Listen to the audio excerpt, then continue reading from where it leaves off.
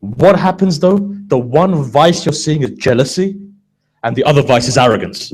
These two break us. In Akhir zaman, look at the tradition. You will find people with great arrogance and you'll find people with great jealousies. In a tradition, it says if a person is jealous, on their deathbed, they will die the death of a kafir. The tradition says that they will, Allama Dastaghaib has also mentioned this. If a person has jealousy inside of them, not only does it burn all of your iman, but jealousy also means that you'll die the death of a kafir on your deathbed. Where have we seen this? I've narrated this 3 years ago on this pulpit. I'll narrate it again. Ayatollah Gul Paygani was giving Bath al-Kharij, was giving Dars of Kharij. And at that moment, he begins to cry. And as he begins to cry, he mentions something. He says that there was a friend of mine. And that friend of mine said to me, he called me. He said, why don't you come to me? He was an ex-friend of mine. Why don't you come to me because I'm dying? Says he went to that friend of his who was his ex-friend. He went there. That friend looks at him and says, I'm passing away now. I'm leaving this world now. But I have a question to ask you. If you can answer me this question. Says, what's the question? Says, wasn't I more hardworking than you were? Says, yes, you were more hardworking than I was. Wasn't I working all night when you weren't working all night?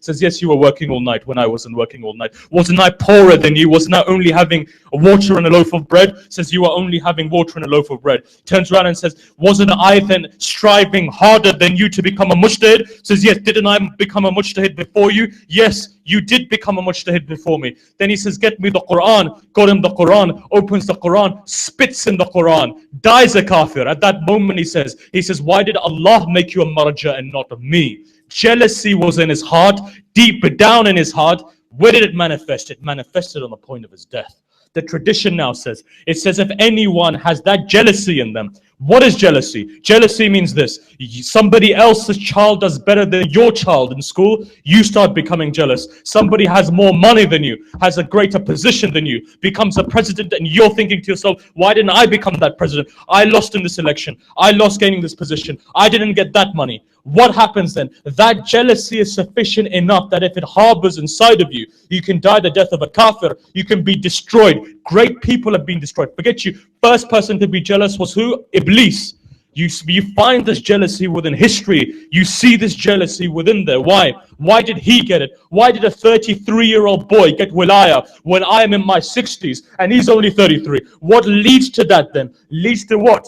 Jealousy leads to kufr. Understand this. Jealousy leads to kufr. So the one thing that we must do within Akhir Zaman is to make sure that we remove that jealousy from our hearts. Because as long as we have that jealousy, we will not progress. Look in the Quran and see. Let me mention to you a tradition in the Quran.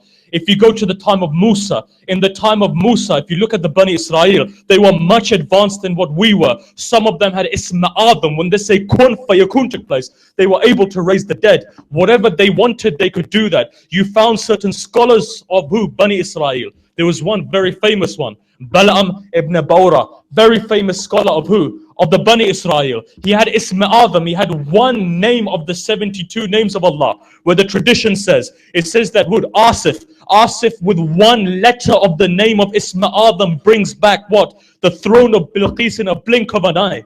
This person had this, but there was one thing inside of his heart, that was jealousy inside. If you look at the tradition, he trained over 1,000 scholars of the Bani Israel. He was from the family of Lut alayhi salam. But the tradition says this, that when Musa made a declaration that my representative after me, my wasi after me, is going to be a youth by the name of Yusha bin Nun, he looks up to himself and he says, I've trained all of these people. Isma Adam, a part of it is in my hands. Whatever I ask for from Allah becomes true. Fulfillment. Why is it that this child has become the wasi and not me? You know what the tradition says? The tradition says that the people of the area that he would live in came to him and said, we want you to pray against Musa. Says, why do you want me to pray? Don't you know he's a Nabi of Allah? Says, no, pray against him because they want to come and take allegiance from us. And if they take allegiance, we'll become subservient to them. Somehow they forced him. The tradition says he gets on a donkey. He goes towards the mountain. As he goes towards the mountain, the donkey wouldn't go. Again, he pushes the donkey to go.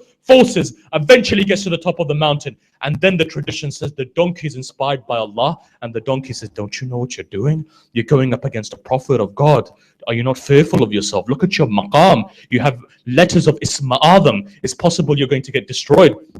Don't do this, don't perish. At that moment, he ignores the donkey, comes on top of the mountain. In the tradition, it says when he starts to mention Nothing comes out of his tongue shakes, he falls on the ground and begins to cry.